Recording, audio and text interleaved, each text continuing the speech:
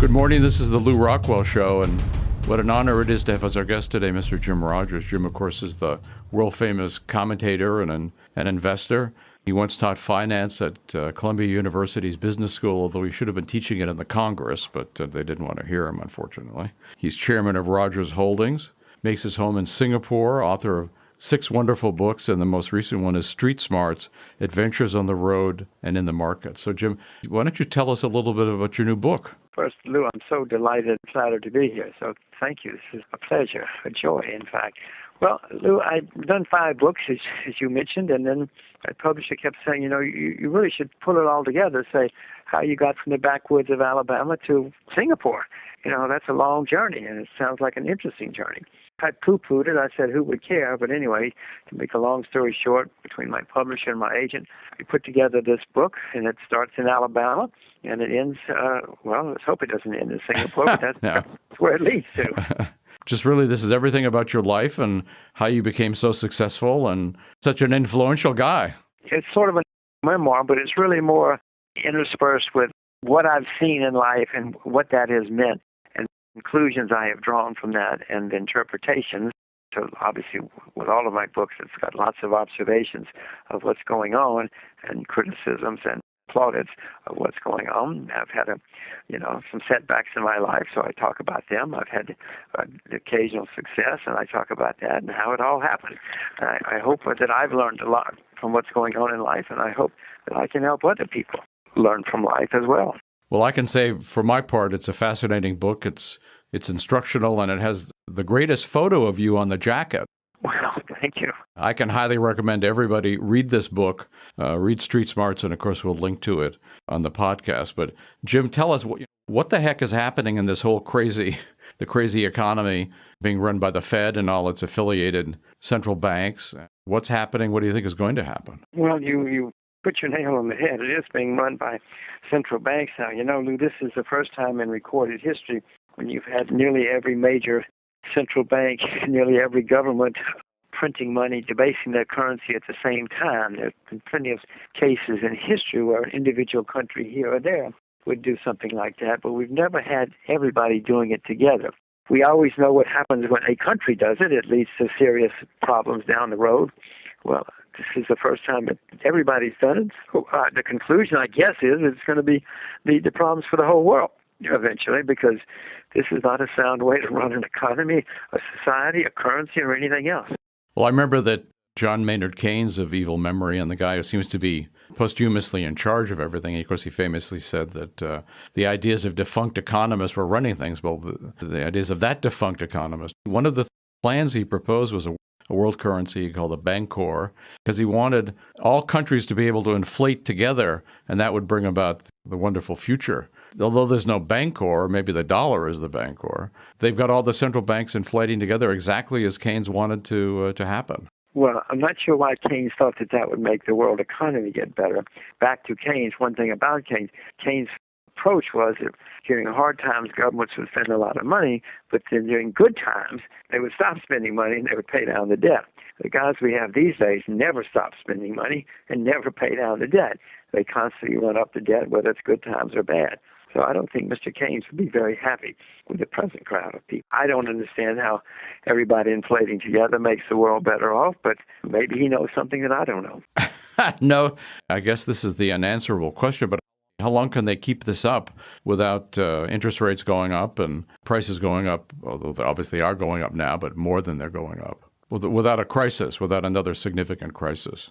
Well, eventually, of course, it leads to a crisis because one of two things happens. One, they either, stop for whatever reason. They come to their senses or somebody tells them to, and then that's going to cause higher interest rates and shocks, if you will, to the system, to the world system. Or people are just going to say, wait a minute, I'm not going to take this stuff anymore. I don't want your paper money. And that's going to cause even worse chaos. That's social unrest. That's riots in the streets. That's all sorts of problems. One of those two things is going to happen. It cannot, I guess in theory it could go on forever. But eventually somebody says, I don't want any more of this paper. I'm going to do something else. Do you remember when you sold your beautiful home in Manhattan, right at the top of the market, moved to Singapore? Tell us about what is it? We're all interested in Singapore. What's it like to be living in Singapore? Of course, you're known as the sage of Singapore too. But what's it like to, you and your family? What is life like in Singapore? Well, we're very keen on Singapore. Singapore is near the equator, for those who don't quite know where it is. So it's always hot or hot and raining. It's the tropics, and having grown up in Alabama, I like hot weather. I don't mind hot weather at all. And it's astonishing. It's been the most successful country in the world in the last 40 years. It's got great education. The kids are always winning the international education contest. It's got great health care. Everything works in Singapore. You land in Singapore airport, and within 12 minutes, you're in a taxi. Gosh, you land at JFK, within 12 minutes, you're trying to find the queue for immigration. When I say in the taxi, I mean with your suitcase as well. It's that astonishingly efficient. It's a multiracial, very, very, very multiracial country. It doesn't have that many Caucasians, but it's got Indians, it's got Malaysians, it's got Filipinos, Chinese. It's mainly ethnic group. It's 75% Chinese, but everybody has a work ethic. It's perhaps the richest country in the world on a reserves basis, an international reserves basis. I mean, it's great fun. My daughter, my 10-year-old, goes to the local government school. She's the only blue-eyed girl in the school. It's a public school. But Lew, she recently won the speech contest for the whole country in Mandarin. Wow. So you can imagine how stunned I am and how proud I am as well. No blue-eyed girl never won the Mandarin contest before. So we're very pleased. I know a young couple who copied you, moved to Singapore, and they mentioned, of course, that everybody's got a work ethic, but that everybody's smart. Doesn't matter who you're dealing with. Everybody's got a work ethic, and they're all smart. They understand what's going on, and compared to places in the U.S. where they were living before, and found it quite a startling and wonderful contrast. Well, yes, education is very, very highly valued in all Asian societies, especially in Singapore. As I said, the kids are always winning the international contest for academics. I will tell you, Lew, that my daughter's had more homework in 4 years of school than I had in 12 in the U.S. She started having homework in the first grade, and I mean lots of homework. The teaching is rigorous, demanding, and advanced, certainly advanced compared to what I had in the U.S. And soon, Lew, I'm going to have to call you to help her with her homework because she's getting beyond me, and she's only in the fourth grade. Wow. Looking back at the economy, the world economy, the U.S. economy, what should people do? I mean, people who read your books, follow you, like the sorts of things you have to say on all the different television shows you're on. What do they do? I mean, people who might feel like the ground is moving under their feet and not in a good direction. Well, they're right. The ground is moving under their feet and not in a good direction, which makes it more complicated and difficult of what to do. At the moment, a lot of this money is going into shares, not just in the U.S. The Japanese stock market's up over 50% in 6 months. So, a lot of this is going into shares in the country where they're printing money, countries where they're printing money, especially the U.S. and Japan at the moment. The UK is getting a lot of it, and even in European stock markets, it's happening. Now, given that I'm skeptical, I'm not going to sit here and tell people to go rush out and jump into a moving train, which the Western stock markets are, even the Asian stock markets. So I would just say be careful. Don't invest in anything unless you know a lot about it. If you happen to know an industry or a company where you know things are doing well, then, yeah, make investments, but be aware of what's going on. It's artificial with a lot of money printing. I'm very optimistic about some parts of the world economy. I'm extremely optimistic about agriculture. Become a farmer. Learn to drive a tractor. There are plenty of places that are going to do well going forward, but just be careful of the financial markets. And, of course, people don't know whether they should have their savings in dollars. Should they buy gold or hold gold, silver? Well, I own gold. I own silver. I haven't sold any. I haven't bought any recently because I'm not sure this correction is over yet. But Lew, I hasten to tell you, I'm the single worst market timer in the world. So don't rely on me for for trading, short-term trading or market timing. But if gold goes down more, I hope I'm smart enough to buy more gold. I mean, the things going on in the gold market, the Indians, for instance, and India is the largest buyer of gold in the world. The Indian government is putting more and more restrictions on gold because they've got a huge balance of trade deficit, and they're blaming the problems on gold. The second largest import into India is gold, and so the Indian politicians are trying to do something to limit the purchase of gold in India. And if that happens, I mean, who knows how low gold could go. So I say India is the largest buyer of gold in the world. Are they putting restrictions on people, on individuals holding gold, or is it simply buying more gold from overseas? Say you wanted to take a trip to London and you're Indian.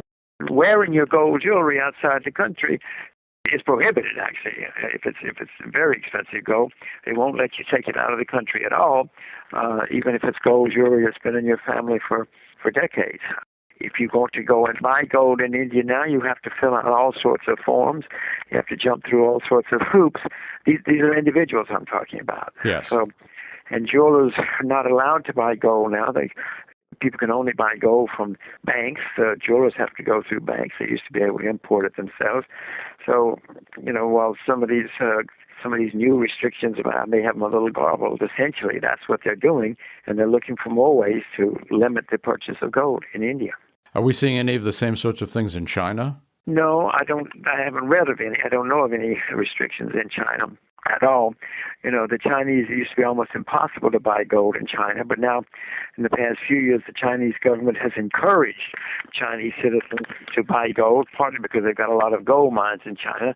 If you go to China now, you will see gold shops everywhere. You can buy coins, you can buy jewelry. Gosh, it's astonishing. 10 years ago, you had to search to buy gold in China. Now there are gold shops everywhere. But I guess the attack on financial privacy and on people's ability to use their own money and their own assets in the way they would like to use them is a worldwide thing. It's not just the U.S.